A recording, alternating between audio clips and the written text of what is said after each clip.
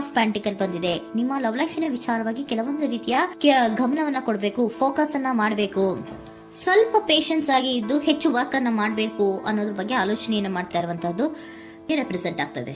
ನಿಮಗೆ recent past ಅಲ್ಲಿ 4 of wands, ace of pentacle, ace of wands ಬಂದಿದೆ. ಕೆಲವೊಬ್ರು ರೀಸೆಂಟ್ ಆಗಿ ಮ್ಯಾರೇಜ್ ಅನ್ನ ಆಗಿರುವಂತಹದ್ದು ಕೂಡ ರೆಪ್ರೆಸೆಂಟ್ ಆಗ್ತಾ ಇದೆ. ಕೆಲವೊಬ್ರು ರೀತಿಯ ಲವ್ ಮ್ಯಾರೇಜ್ ಆಗಿರುವಂತಹದ್ದು, ಸಂತೋಷದಲ್ಲಿರುವಂತಹದ್ದು, ಒಂದು ರೀತಿಯ ಬಾಂಡೇಜ್ ಇದ್ದಿದ್ದಂತಹದ್ದು, ಸಾಮರಸ್ಯದಿಂದ ಇದ್ದಿದ್ದಂತಹದ್ದು, ಒಂಥರ ರಿಲ್ಯಾಕ್ಸೇಷನ್ ಅಲ್ಲಿ ಇತ್ತು. ನಿಮ್ಮ ಲವ್ ಲೈಫಿನ ವಿಚಾರದಲ್ಲಿ ಯಾವುದೇ ರೀತಿಯ ತೊಂದರೆಗಳು ಕೂಡ ಪಾಸ್ಟ್ ನಲ್ಲಿ ಇರಲಿಲ್ಲ. ಆದ್ರೆ ಅಟ್ ಪ್ರೆಸೆಂಟ್ ಯಾವ್ದು ಕಾರ್ಡ್ ರೆಪ್ರೆಸೆಂಟ್ ಆಗ್ತಾ ಇರೋದ್ರಿಂದ ಕೆಲವೊಂದು ರೀತಿಯ ಲೋನ್ಲಿನೆಸ್ ಅನ್ನ ರೆಪ್ರೆಸೆಂಟ್ ಮಾಡ್ತಾ ಇದೆ. ಈ ಹಿಂದೆ ನಿಮ್ಗೆ ಯಾವುದೇ ರೀತಿಯ ತೊಂದರೆಗಳು ಇರಲಿಲ್ಲ, ಬಟ್ ಆದ್ರೆ ಅಟ್ ಪ್ರೆಸೆಂಟ್ ನಲ್ಲಿ ಯಾಕೋ ನೀವು ಲೋನ್ಲಿನೆಸ್ ಅನ್ನ ರೆಪ್ರೆಸೆಂಟ್ ಮಾಡ್ತಾ ಇದೆ. ಕೆಲವೊಂದು ರೀತಿಯ ಇನ್ನರ್ ಗೈಡೆನ್ಸ್ ಅನ್ನ ತಗೋತಾ ಇರುವಂತಹದ್ದು ರೆಪ್ರೆಸೆಂಟ್ ಆಗ್ತಾ ಇದೆ.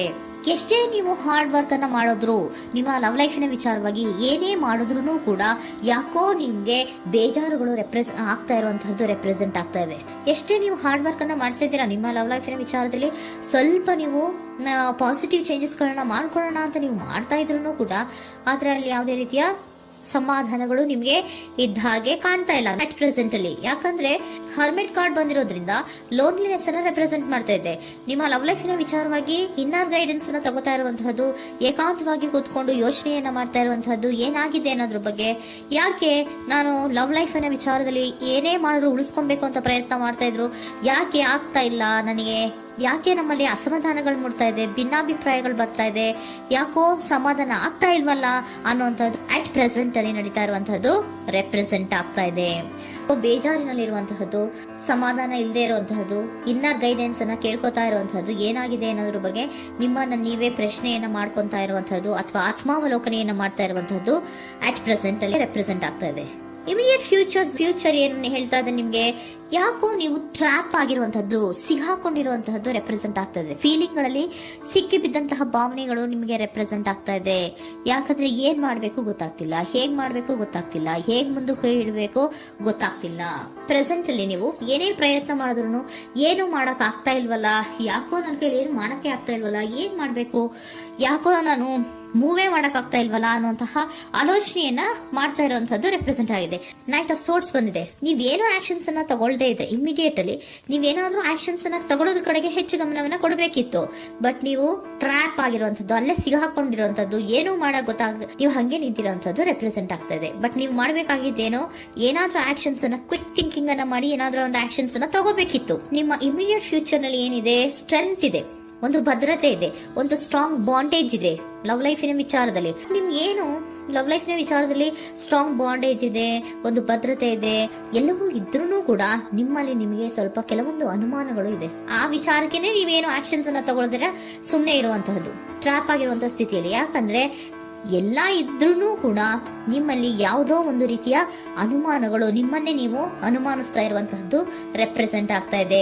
ಏನಾದ್ರೂ ಆಕ್ಷನ್ಸ್ ಅನ್ನ ತಗೋಬೇಕು, ಒಂದು ಸ್ಟ್ರಾಂಗ್ ಬಾಂಡೇಜ್ ರೆಡಿ ಆಗ್ಬೇಕಂದ್ರೆ ಇಮಿಡಿಯೇಟ್ ಫ್ಯೂಚರ್ ನಲ್ಲಿ ಏನಾದ್ರೂ ನಾನು ಒಂದು ಸ್ಟ್ರಾಂಗ್ ಆಕ್ಷನ್ ಏನಾದ್ರೂ ಮಾಡ್ಬೇಕು ಅನ್ನುವಂತಹ ಆಲೋಚನೆಯನ್ನ ನೀವು ಮಾಡಬೇಕಾಗತ್ತೆ. ಆತರ ಮಾಡಿ ನೀವು ಇಮಿಡಿಯೇಟ್ ಫ್ಯೂಚರ್ ನಲ್ಲಿ ಕೆಲವೊಂದು ರೀತಿಯ ಕಮ್ಯುನಿಕೇಶನ್ ಗಳನ್ನ ಮಾಡುವಂತದ್ದು ರೆಪ್ರೆಸೆಂಟ್ ಆಗ್ತಾ ಇದೆ. ಒಂದು ಸ್ಟ್ರಾಂಗ್ ಬಾಂಡೇಜ್ ಇರಬೇಕು.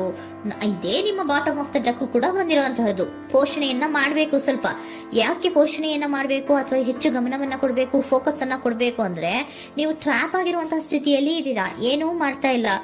ನಿಮಗೂ ಗೊತ್ತು ನಮ್ಮ ಲವ್ ಲೈಫಿನ ವಿಚಾರದಲ್ಲಿ ಬಾಂಡೇಜ್ ಇದೆ, ಸ್ಟ್ರಾಂಗ್ ಬಾಂಡೇಜ್ ಇದೆ, ಒಂದು ಭದ್ರತೆ ಇದೆ, ನಾವು ಅಷ್ಟು ಈಸಿಯಾಗಿ ಬಿಡಕ್ ಆಗಲ್ಲ ಅನ್ನೋದು ನಿಮಗೆ ಗೊತ್ತು.